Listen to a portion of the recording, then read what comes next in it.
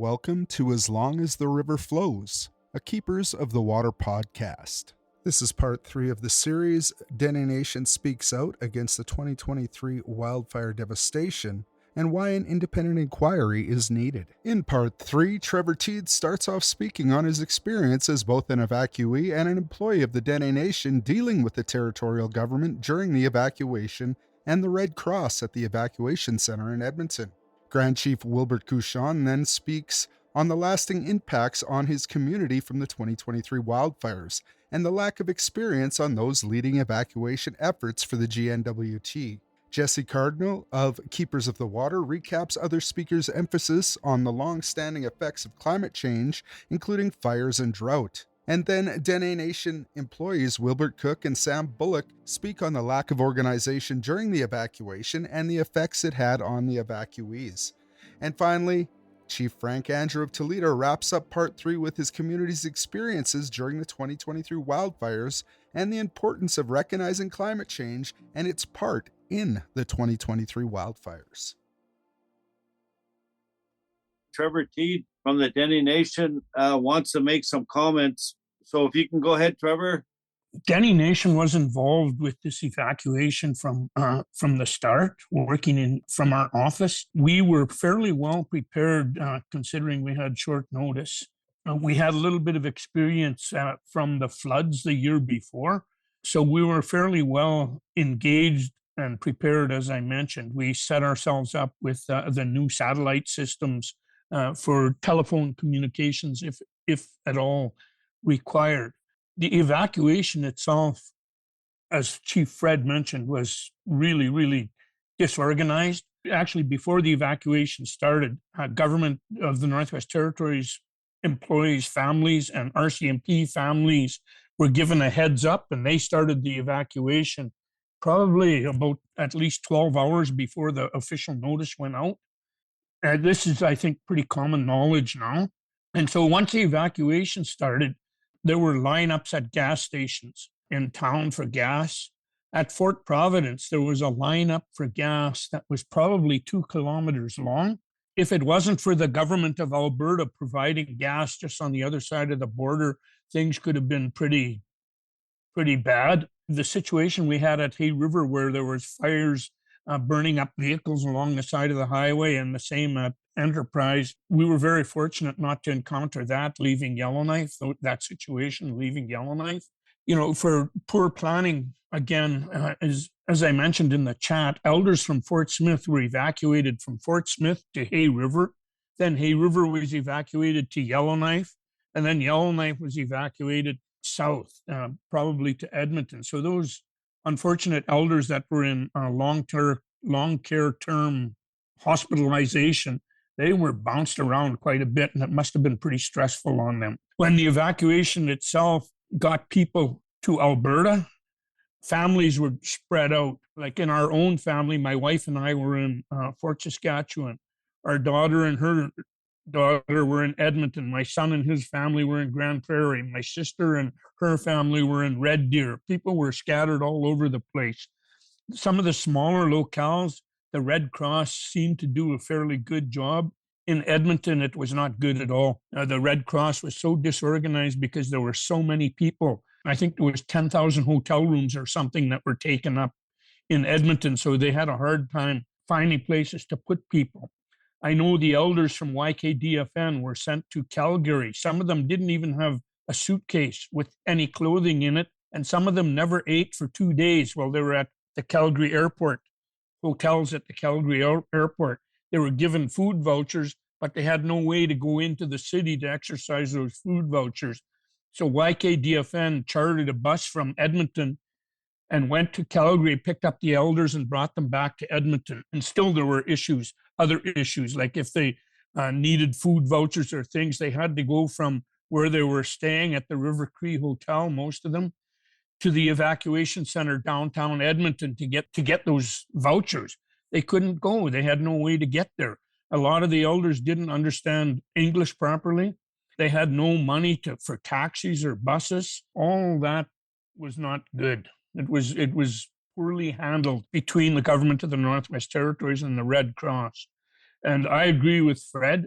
Chief Fred when he talked about, the onus was on the Minister of ECC, Shane Thompson, to make sure things were adequately done. He went on the air on television and announced that GNWT required no federal assistance. They needed no help at all. 12 hours later, he was on the radio pleading for help from the government of Canada and the military. So there was a lot of things, in my opinion, that could have been handled better. We were fortunate enough that we didn't really lose any lives in our group, although, as I understand it, at least 4 people died during this process. 1 died at the Yellowknife Airport, and 1 died at the evacuation center in Edmonton, and 2 died in hospital. That's my understanding. So there were deaths involved in the evacuation. I don't know. I think the GNWT is probably, with respect to an inquiry, I'm glad we're looking at federal money, because GNWT is probably going to say, if we hold an inquiry, they'll have to take the money from this year's emergency response budget to hold the inquiry. So, in other words, they wouldn't be able to apply proper funding to potential floods this spring or more wildfires. So there's a lot, I think, that we have to consider, and there's a lot that has to be fixed before the fire season and flood season hits again. I'll leave it at that. Thanks. Thank you. That was Trevor Teed with the Dene Nation. So any of our other chiefs that are on, or their representatives, did you want to add any comment on why you would like to see an independent inquiry happen, or share some of your experiences with the 2023 fire? This is Grand Chief Cushon. This is Grand Chief Wilbert Cushon. Yeah. Let's see. I think the fire did really affect everybody. Even though we're at other smaller communities, really affected everything. The planes, all the food, everything was shut down, and we're not even aware of the evacuation. That we thought it had no effect on us, but it did. The film shut down and mail shut down. We're still feeling the impacts of that right now. And that's been how many months now? But all those things should have been planned with the indigenous governments and chiefs, all the smaller communities, before they even do stuff like this again. Because a lot of times we have a lot of experience in fires, and it seems like young people are running things, and that's not very good to see. And you can see all the devastation that happened. And the fire that were close to Yellowknife, we were flying over, it was really small. And by the time we start tackling it, it was too big. And next thing to hear that Yellowknife can be evacuated. And when we're flying over it, it was small, and they could have took it out then. So certain things like that, it really worked with leadership, even from the smaller communities, because it really affected us. And we couldn't even get all the Yellowknife and some of the fresh produce, all the stuff that comes from Yellowknife. And they were trying to get the food for us from Edmonton, but that kind of got delayed.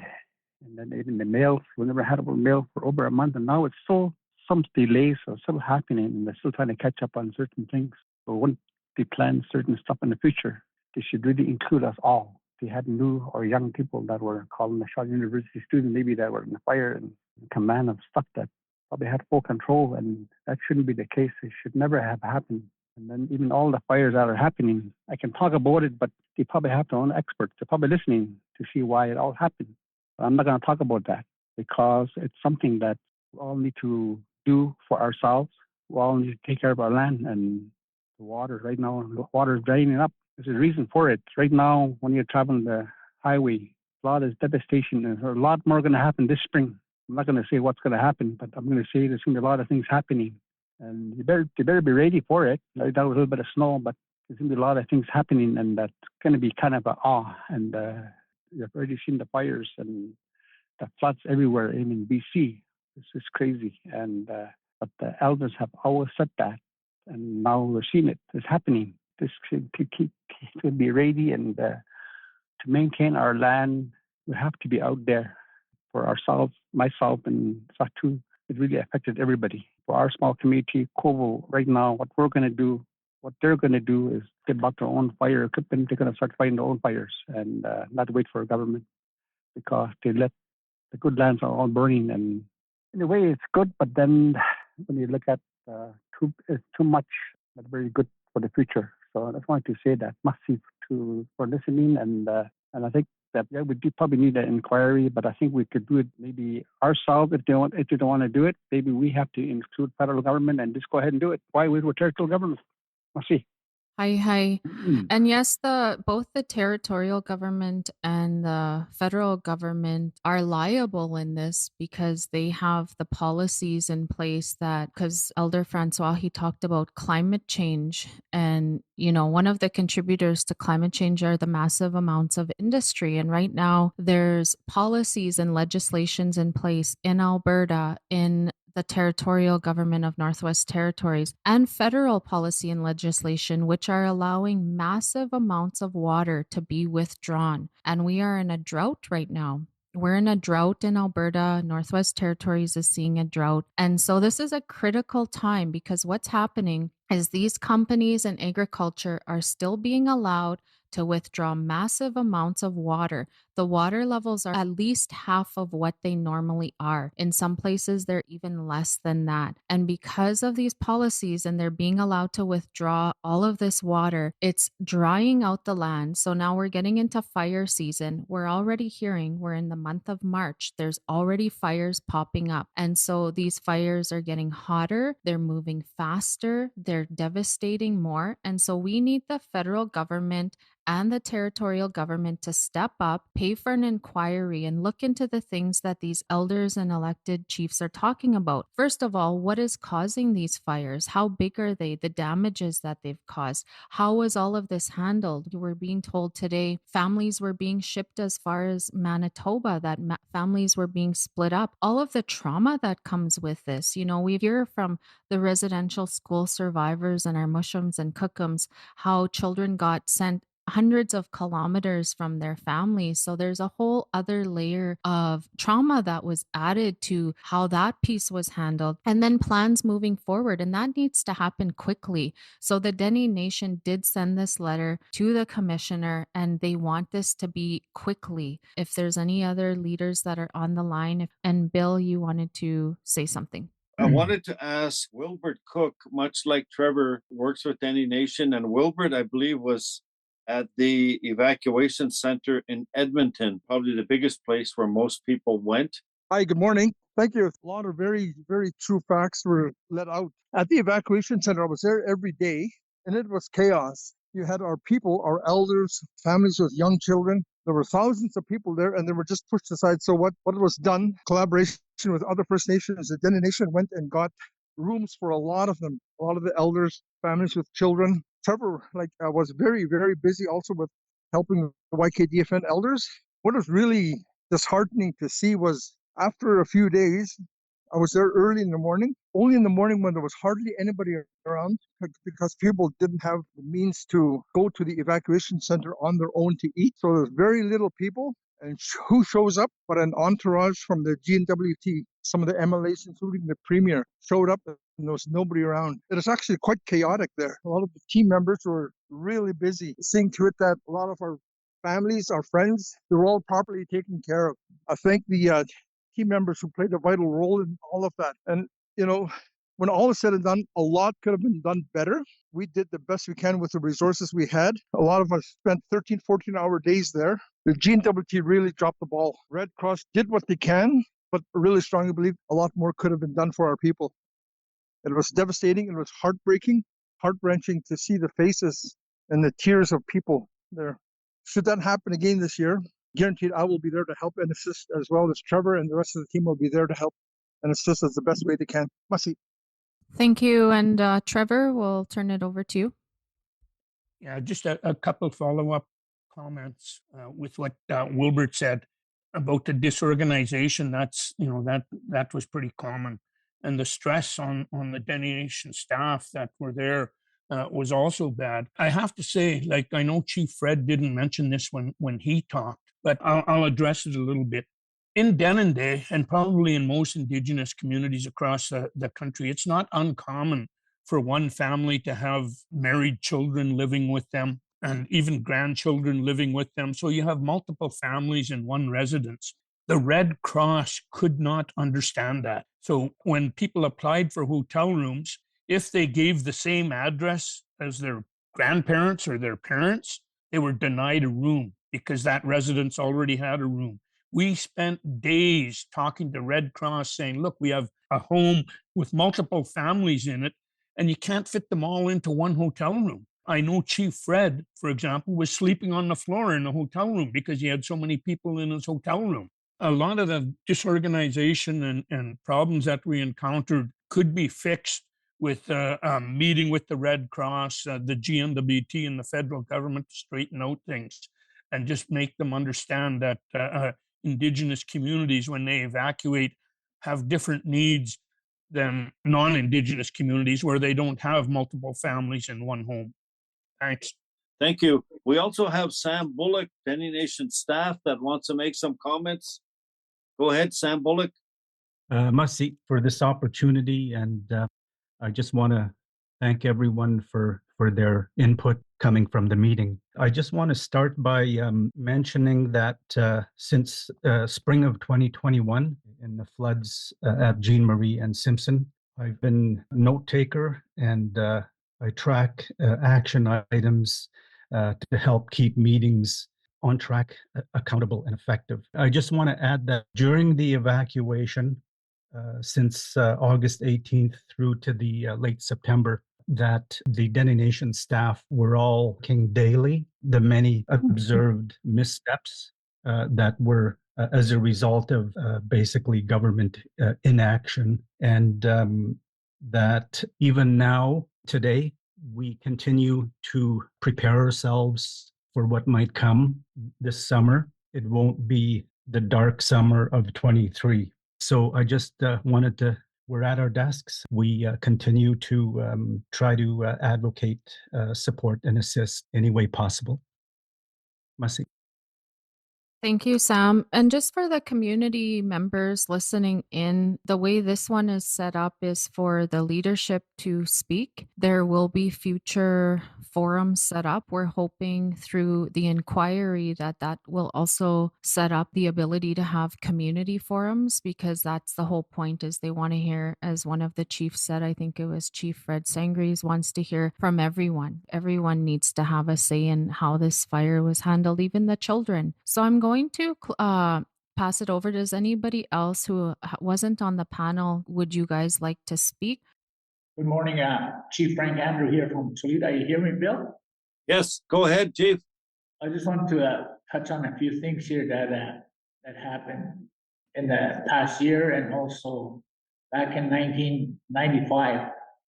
Back in 1995, we had a similar fire, but it started by the coal seam that time, and that time the evacuation happened here in Toledo, but that time we were fighting fire at that time. So we were out on training when all this took place. So they evacuated everybody to Norman Wells at that time, right away. No questions asked that time. So they went to Dettah after that because the fire went past Toledo, so to Norman Wells. So they evacuated everybody else that was evacuated to Norman Wells, all evacuated to Dettah again. And after that, they came back home. But those years are gone by, but those years were just about the same thing as, but I think that everything didn't change at that time as much as it did that this past year, because this past year was a lot of fire here in Toledo. When it starts, it goes, it don't wait for anybody, really fast. When it started in well, maybe 15 kilometers out of Toledo, the first fire here. And, the GNWT is saying that because of 1995 fire, it won't travel as fast as it would. And it's sort of that one was slowed down, but the one on the other side of the river that took place maybe 20 kilometers out on the other side, and that took the whole country on the other side of the lake, the river. And once the smoke and everything all came out, that's when we decided to take the elders out. So we had to charter our own plane because government won't do it. So whatever money we had to charter a plane for the elders to Dettah. And then so they started helping out with that. The Hamlet put another charter for some more people to go out. Everything was done through Toledo at that time, but it wasn't really any government help that time. because we had to declare emergency before they could step in as backup people. So we didn't declare emergency, so they didn't step in on this part. So we had to do everything ourselves. I don't think we got anything back from them. Hopefully that could happen when you work with the federal government, because I think all this information was passed on to us at an early age from the elders, that they used to speak about how the fire and climate change is going to happen in the north. Just listening to some of the leadership down in Manitoba talking about the climate change, how they didn't listen to their elders, and now that all the weather has changed and they have winter roads, that they're declaring emergency because there will be no winter road down there. And one of the elders was saying there, listening to him saying that, we heard the people in the north talking about climate change, but we didn't listen, he said. We have to listen, he said. And the other thing I think about here, because of the way everybody's talking about how the evacuation happened with the road, we don't have that here in Sweden. We have only maybe 1900s can come here with that. When they take all the people, they won't have full load because our airstrip is short. So if they have to take people from here, they're only allowed to take 12 people at a time, because of it has to be 5,000, I think, but ours is only 2,300 or something. We're short maybe about 500. So we don't have no roads. So we won't be like you guys when we get stuck. Then we're stuck here in the corner. Not everybody has boats. So some of the people that has boats, they really get ready for everything. But I think about those people, because what we're going to do with them if a plane couldn't land and anything else, So something to think about in the future, because for the people that's living in the Mackenzie Valley that has no winter road, won't have a traveling system as good as you guys have over there with the roads. But for us, we were talking about road, but it won't be built for a long time, I think, yet. So I don't know what's the plan for today, but next year hopefully things are different, because as David touched on the fire that took all the land from us. That's true. In the years before, long ago, when I was a young kid, my father, they used to fight fire way across. I used to look at the boat way across there, and I said, tell my mom, is that a real fire? And my mom said, yeah, that's where your dad they are. That's way out in the mountain from here to Dettah. You could see that. And they used to fight fire that far way back then, but now they don't do that. So, and the other thing I think about is the water, the Mackenzie River itself. Last year, it seemed like there was a lot of water, but the barges, they couldn't go, so all the buoys in the river stayed there. I guess they're still there, or the ice took them out. I'm not sure. Goes over with it like that. But I don't know if the dam that they talk about in BC have all the water on us. I'm not too sure, but I'm thinking that because when they built Bennett Dam back in the early '60s, there was a lot of water before that here in Mackenzie Valley, Mackenzie River. And back in when they talk about Site C, I think they built that one now, and the water's much lower. So I wonder if they could give us some water back. That's just a thought. Let's see. That was Chief Frank Andrew. Thank you for listening, and thank you to all the contributors of this episode. If you'd like to hear the full webinar, visit the Keepers of the Water Facebook page or our YouTube channel. If you'd like to donate to the cause or find out more about Keepers of the Water, you can check out our website at keepersofthewater.ca. And don't forget to download and subscribe to be the first to hear new episodes. Miigwech.